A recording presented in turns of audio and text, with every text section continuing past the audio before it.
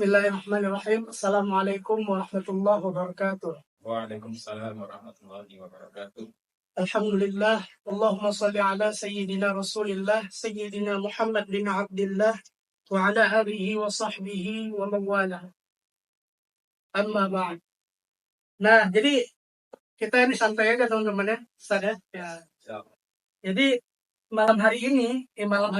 sore hari ini, kita akan sedikit berbincang terkait dengan apa sebenarnya hakikat dari puasa itu, Ustaz?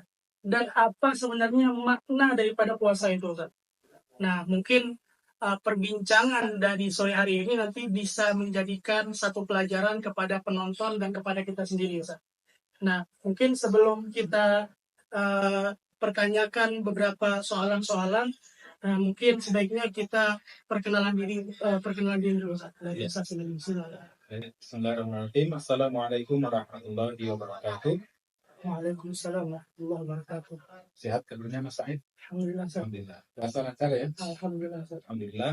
Para pemirsa hadirin rahimakumullah. Hari ini hari ketiga puasa Ramadan di tahun 2025. Perkenalkan, nama saya Ahmad Nur Zain. Saya sebagai salah satu pengajar dari Rumah Tahfidz Taruna Juara.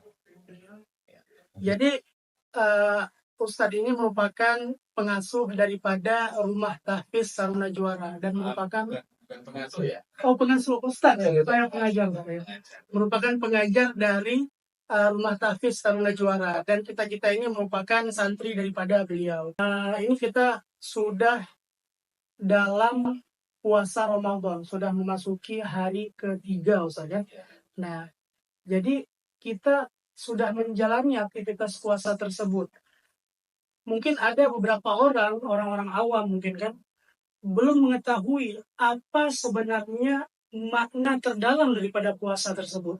Mungkin bisa Ustaz jelasin tuh sedikit, Ustaz, gimana makna puasa dalam perspektif Islam, Ustaz. Ya, baik. Bismillahirrahmanirrahim. Mungkin saya mencoba merespon dari pertanyaan Mas Said tentang makna puasa ya tadi ya. Kalau kita berbicara tentang makna puasa, maka kita harus kembali pada kalimat awal atau asal dari kata puasa itu. Puasa terambil dari kata bahasa Arab yang bermakna atau kata saum, dari kata saum atau sauman. Secara bahasa kata saum adalah berarti imsak. Imsak itu menahan. Menahan, maka saum dalam hal ini yang berarti al-imsak itu masih secara umum. Baik itu menahan makan, ya, menahan makan, menahan syahwat, bahkan menahan bicaraan, ataupun menahan pandangan mata dan menahan pendengaran. Itu masih termasuk dari kata saum atau bermakna saum yang artinya menahan. Tetapi kemudian ada makna saum dari segi syariat, yaitu dia lebih khusus. Maka kalau kita katakan saum secara syariat adalah menahan dari sesuatu yang membatalkan puasa. Yaitu cuma ada dua, yaitu menahan perut ataupun bawah perut, ya, artinya syahwat. Jadi secara bahasa, maka secara Islam puasa itu memiliki dua makna, yaitu makna secara umum ataupun makna secara khusus. Yang secara khusus yaitu yang secara syariat yang kita ketahui sampai sekarang dan kita laksanakan itu makna puasa. Ya. Nah, jadi berarti puasa itu bukan hanya sekedar menahan rasa lapar dan rasa dahaga, Ustaz. Ya. Nah, tapi menahan juga di atas perut dan di bawah perut. Ya.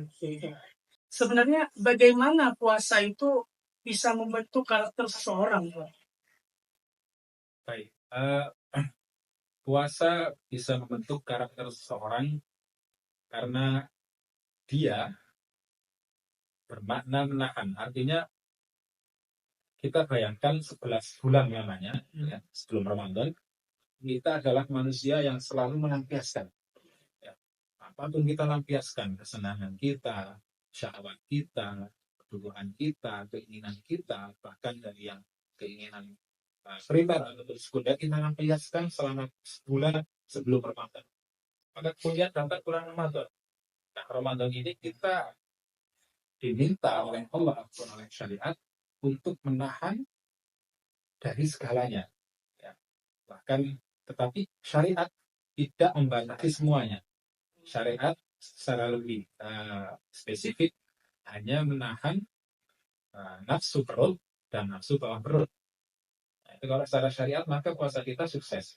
Tetapi lebih daripada itu ada yang lebih bermakna, yaitu puasa menahan dari perkataan buruk, dari pandangan yang haram, bahkan pendengaran-pendengaran yang tidak kita perlukan dan ataupun tidak bermanfaat. Jadi dengan adanya Ramadan kita dididik oleh Allah Subhanahu wa taala supaya selama 11 bulan ini hal-hal yang biasa kita lampiaskan kita diminta untuk menahan. Nah, kemudian Ramadan inilah kemudian dikatakan para ulama sebagai madrasah. Madrasah adalah sekolah, yaitu yang mendidik kita untuk menjadi sabar, menjadi jujur, menjadi taat, dan menjadi manusia yang lebih semangat dalam beribadah. Iya. Jadi begini Ustaz, mungkin sekitar 2 hari yang lalu saya itu duduk dengan teman-teman kami semua saya dari kebetulan saya dari Aceh Ustaz. Nah, jadi kita duduk sama Pak Gioban Aceh itu kan. Jadi orang-orang di situ berdiskusi gitu Ustaz. Orang itu merasakan bahwasannya puasa yang kita jalani di tahun 2025 ini berbeda suasananya dengan tahun-tahun 2000-an awal Ustaz. Kalau dari Ustaz merasakan nggak itu Ustaz? Suasana yang berbeda Ustaz? Ya, jelas tentu ya. Suasana berbeda akan sangat banyak maknanya. Iya. Tetapi jelas kita merasakan kesan yang berbeda di setiap Ramadan pada tahunnya. Karena bisa jadi Ramadan yang lalu masih ada kakek, nenek, ya. Ramadan yang sekarang sudah tidak ada. Ramadan yang lalu masih ada saudara, masih ada Pak D, Bude, tapi Ramadan sekarang sudah tidak ada. Dan itu memberikan jelas otomatis memberikan efek atau kesan yang berbeda di setiap Ramadan pada tahun-tahun yang berbeda juga. Tetapi tentunya perbedaan itu kembali lagi, apakah perbedaan itu menjadi perbedaan yang positif atau bahkan menjadi perbedaan yang negatif. Nah, itu yang perlu kita waspadai. Jika perbedaan Ramadan di setiap tahunnya adalah perbedaan yang positif, maka wabiha wa ni'mah. Alhamdulillah, kita patut bersyukur kepada Allah karena semakin tahun Ramadan kita semakin baik. Iya, benar. Lalu Ustaz tertarik dengan apa yang Ustaz sampaikan, berarti kekeluargaan yang masih lengkap itu membentuk Ramadan itu semakin meriah, Ustaz. Ya, salah satu penyebabnya bisa jadi seperti ini. Lalu bagaimana supaya orang-orang yang udah meninggal orang tuanya gitu, yang meninggal kakek neneknya, tapi masih bisa merasakan suasana Ramadan dan Lebaran nanti, merasakan lebih ramai atau gimana Ustaz, cara menghidupkannya gimana Ustaz itu Ustaz? Ya. Kembali lagi bahwa perintah puasa adalah hubungan kita beribadah kepada Allah Subhanahu wa taala ya. Artinya walaupun kita tidak ada saudara, Iya. ataupun walaupun bahkan mungkin ya kita kehilangan orang tua, tetapi beribadah adalah tetap wajib. Iya. Artinya kita bisa menghidupkan kembali suasana Ramadan itu adalah dalam tanda kutip sebagai suasana ketaatan dalam beribadah. Maka dengan demikian kita tidak akan kesulitan membuat Ramadan lebih bermakna walaupun kita, mohon maaf, tidak didampingi orang-orang yang tidak kasih. Iya. Karena apa, kita fokus kepada diri kita sendiri, kemudian kita fokus bagaimana supaya ibadah kita, puasa kita, sholat kita, tilawah kita menjadi tilawah ataupun ibadah-ibadah yang lebih khusyuk daripada ibadah kita umum sebelumnya. Jadi tidak ada yang mungkin memang ada perbedaan, tapi yang harus dibangun adalah kesadaran batiniah kita bahwa kita berpuasa adalah khusus untuk kepada Allah. Artinya harus ikhlas Ustaz. Ya, harus ikhlas. Lalu begini Ustaz, ada teman-teman juga bertanya, bagaimana puasa itu bisa menjadi sarana bagi kita untuk mendekatkan diri kepada Allah. Bahkan sebagian yang lain menanyakan bagaimana momentum puasa ini kita jadikan sarana untuk kembali kepada Allah. Ya. itu kembali kepada pemaknaan kita kepada puasa tersebut. Ya. Dikatakan di dalam sebuah hadis mungkin yang sudah masyhur ya, mungkin sudah tahu bahwa as-shaumu li, kata Allah Subhanahu wa taala dalam hadis qudsinya, ya. As-shaumu li wa ana ajzi bihi. Jadi dari hadis ini kita bisa menangkap bahwa dari hadis qudsi ini ya maksud saya, kita bisa menangkap bahwa puasa adalah ibadah yang khusus. Ya. Kata Allah, puasa adalah untukku dan aku sendiri yang akan memberikan pahalanya. Nah, secara filosofis, maka puasa itu sebenarnya bisa masuk ke dalam seluruh ritual ibadah kita. Ya, puasa dalam arti imsak tadi ya, menahan. Dalam sholat, kita harus menahan diri supaya tidak banyak bergerak misalnya. Dalam zakat, kita juga harus menahan diri bahwa ada kesadaran yang dibangun bahwa ada sebagian kecil dari harta kita yang harus kita keluarkan ke orang lain. Itu termasuk menahan diri dari rasa kepemilikan yang sempurna. Ya. Kemudian di dalam haji juga ada makna puasa, yaitu apa? Kita tidak bisa memakai pakaian ihram sesuai dengan fashion kita. Ihram itu ya seperti itu, kain putih 2 lembar untuk menutup atas dan menutup bawah. Cuman sekian itu saja. Jadi kita tidak bisa berinovasi, artinya kita ditahan supaya kita manut benar-benar kepada syariat dan taat benar-benar kepada perintah Allah SWT. Jadi puasa itu bisa membentuk manusia menjadi lebih baik jika kita sadar bahwa puasa itu benar-benar adalah ibadah yang sangat khusus yang diberikan oleh Allah SWT kepada umat manusia ataupun umat muslim secara khusus. Lalu begini Pak, kebanyakan daripada kita itu kadang tanpa kita sadari kita itu masih belum ikhlas dalam melakukan ubudiyah itu ibadah itu biasanya tanpa kita sadari itu kan. Nah mungkin kita banyak mengeluh misalnya, aduh masih lama lagi nih buka puasa nih, ini udah haus nih atau gimana itu saja. Nah jadi bagaimana kita bisa menghindari hal tersebut atau kita bisa melatih keikhlasan tersebut dalam beribadah? Ya. Keikhlasan berpuasa di Ramadan tentu tidak datang begitu saja. Ya.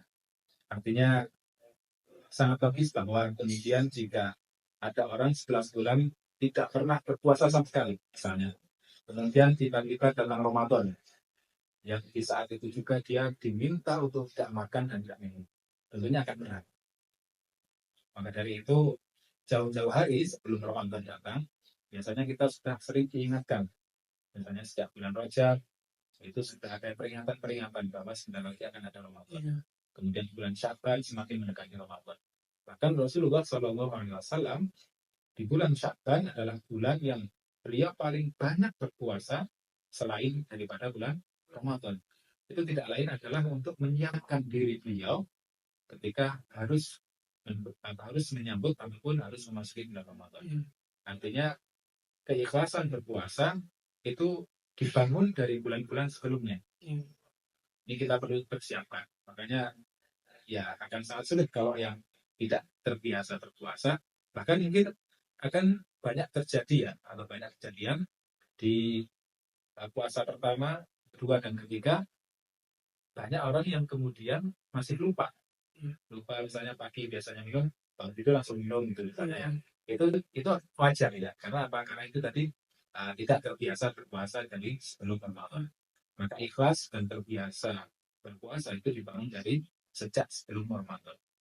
Jadi sebagaimana sholat ya.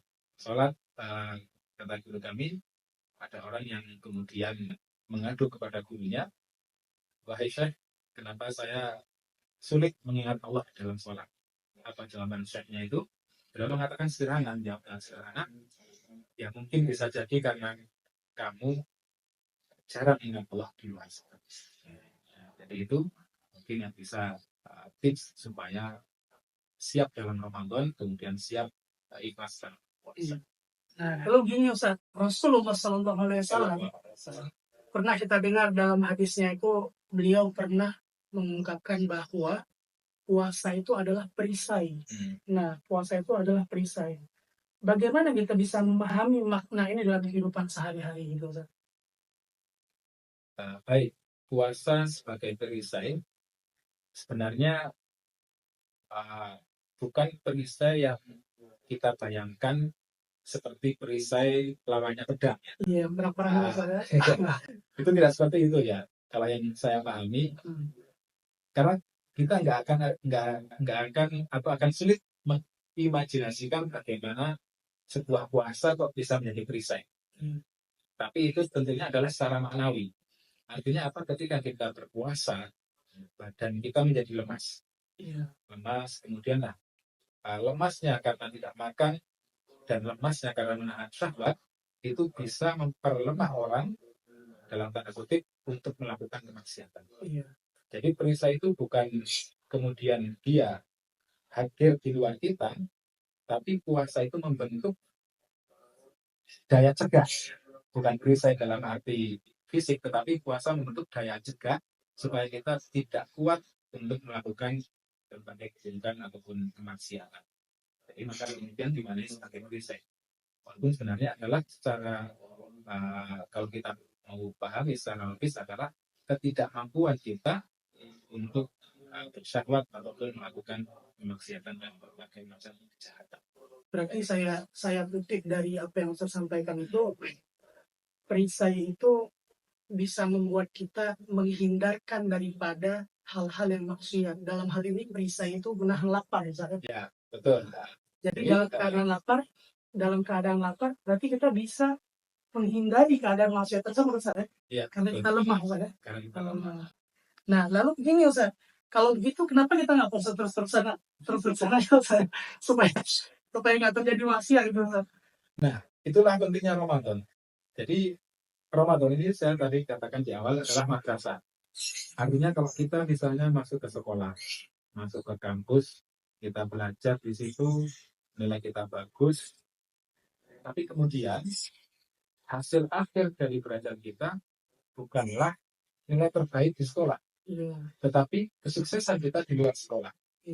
Makanya kemudian suksesnya seseorang di Ramadan itu bukan karena dia berhasil melewati Ramadan, tetapi apa yang dia lakukan setelah Ramadan. Nah, jadi orang sukses, misalnya aku di sekolah, S2 selesai, kemudian kok misalnya langsung menjadi staf di Kemenang. Nah, orang kan nggak begini sukses dari kuliahnya. Berbeda kalau misalnya ada si Fulan, dia kuliah dengan nilai terbaik, tapi kok dilarang kok lupa 5 tahun nganggur. Maka orang akan melihat, wah ini nggak sukses orang ini. Jadi kita melihat kesuksesan Ramadan adalah apa yang kita hasilkan dari Ramadan itu adalah setelah daripada bulan Ramadan. Jadi itu. Jadi bukan di Ramadan yang kita bagus, kemudian kok malah setelah Ramadan menjadi anjlok, maka itu bukan itu. Yang kemudian Ramadan diletakkan sebagai madrasah. Itu untuk mendidik kita supaya kita bisa menjalani kehidupan ataupun puasa-puasa itu nilainya kita bawa bulan-bulan setelah Ramadan. Nah, berarti kesuksesan kita setelah Ramadan itu menentukan terijabahnya amalan-amalan kita di bulan Ramadan saya. Ya, bisa jadi seperti itu. Jadi ini pertanyaan terakhir Ustaz. Mungkin ada sedikit nyambungnya Ustaz seperti saya. Nah, jadi bagaimana cara puasa ini jangan sekedar event tahunan aja gitu Ustaz. Maksudnya bisa kita maknai lebih dalam lagi, kita lebih menghidupkannya lagi Ustaz. Karena sebagian orang-orang paling sahur, tidur, bangunnya sore, terus buka puasa gitu Ustaz. Kadang sebagian mahasiswa itu cari-cari nasi kotak gratis Ustaz. Terus besoknya gitu lagi gitu Ustaz.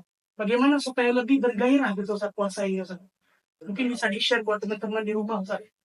Ya, mungkin saya berbicara dari pengalaman saja. Kita bisa sukses dalam ibadah itu, kalau saya pribadi ya, mungkin orang lain bisa berbeda. Itu dibantu dengan zikir. Ya, dengan zikir. Ramadan supaya tidak hanya dapat lapar dan haus, maka kita juga harus khusyuk dalam puasa. Artinya apa? Sehari penuh kita usahakan selama kurang lebih berapa kita kalau puasa itu berapa jam? 12-14 jam ya, atau 14 jam sekian ya. Artinya dalam sekian jam itu kita usahakan bahwa kita tanamkan kesadaran penuh bahwa kita ini sedang berpuasa. Karena khusyuk itu kalau saya pribadi mengartikan lebih kepada kesadaran. Banyak orang melakukan sholat ratusan rakaat tetapi tanpa ada kesadaran. Maka sholat itu ya hanya seperti jungkir balik saja. Begitu juga dengan puasa Ramadan.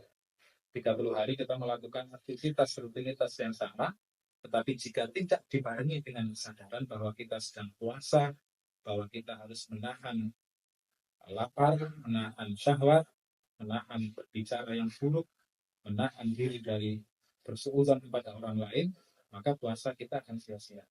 Yang kita dapatkan ya hanya sekedar rutinitas saja. Maka peningkatan ibadah itu harus disertai dengan tanda kutip kesadaran. Dan itu dibantu dengan zikir supaya kita diberikan kemudahan oleh Allah untuk selalu sadar, selalu waspada bahwa kita sedang berpuasa. Jadi kemarin saya lihat story dari teman saya, tapi menarik banget ya, Ustaz. Ya, gimana? Dibilang dalam kitab Nasha'ihud Diniyah halaman 138. Mungkin bisa diambil pelajaran juga buat teman-teman. Berkata Al-Imam Al-Habib Abdullah bin Alawi Al-Haddad rahimahullah, di antara adab-adab orang yang berpuasa adalah tidak memperbanyak tidur di siang hari, tidak memperbanyak makan di malam hari, bersederhana dalam makan dan minum, sehingga dapat benar-benar merasakan lapar dan haus, maka menjadi terdidik nafsunya dan melemahkan syahwatnya, dan menjadi bersinar hatinya. Itulah rahasia dan tujuan puasa. Mungkin itu Ustaz ya, rahasia dan tujuan puasa. Memang kita harus nggak boleh banyak tidur. Kalau malam itu jangan balas dendam kalau buka puasa Ustaz ya.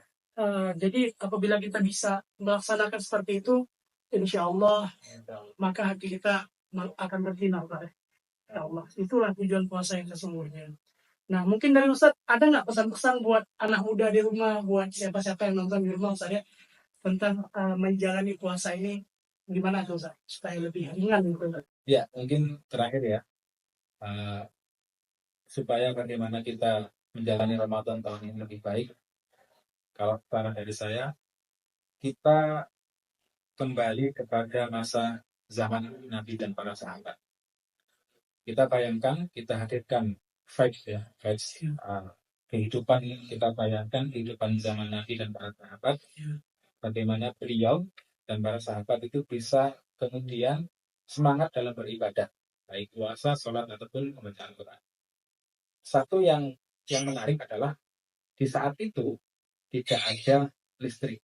Tidak ada listrik, tidak ada internet, tidak ada HP, tidak ada TV. Maka bayangan saya, zaman para sahabat itu ya, kehidupan mereka kalau ketemu kemudian ngobrol, capek ngobrol, ngapain? Sholat. Mungkin sholat itu menjadi sebuah keisengan yang bermakna ya. Misalnya malam-malam ya, bayangin malam-malam gelap ya. Di sana cuma pada lampu yang dari api itu loh. Ngobrol kemudian di masjid, ngobrol lama, udah ngobrol lama ini. Benarnya ngapain ya? Sholat yuk. Sholat, itu sholat. Dan sholat mereka ya menikmati gitu. Kan nggak ada kegiatan lain nih, mau ngapain gitu. Sholat, atau udah banyak. Kok capek juga, ngapain ya? Baca Quran. Baca Quran mereka. Baca Quran, lama-kelamaan, dan dapat banyak, capek juga ya. Akhirnya ngobrol lagi, diskusi lah, keilmuan, kembali ke sholat lagi. Jadi maka perkataan Nabi SAW yang mengatakan bahwa ju'ilat sholatu li qurrata aini, itu benar-benar terlaksana ini. Bahwa benar-benar sholat itu ya sebagai rutinitas yang menenangkan. Karena nggak ada scroll HP, nggak ada lihat internet, nggak ada TV. Dengan suasana yang redup, yang remang-remang, maka ya ketika diperintahkan untuk sholat, ada turun wahyu untuk sholat, mereka akan senang. Wah, ini aktivitas yang lain yang kemudian bisa menjadi variasi dan menyenangkan. Kemudian para sahabat tidak merasa menghadirkan suasana kehidupan di zaman Rasulullah dan para sahabat. Kita harus menghidupkan kebiasaan-kebiasaan Nabi itu. Sentayan. Tuh teman-teman, makanya kita jangan pernah malu untuk melaksanakan sunnah-sunnah Nabi, ya. Tuh, kalau bisa HP-nya dikurangin dulu, Ya, Tuh. Kalau bisa HP-nya dikurangin, salah satu ini. selalu pegang Quran, Ya, anti Quran.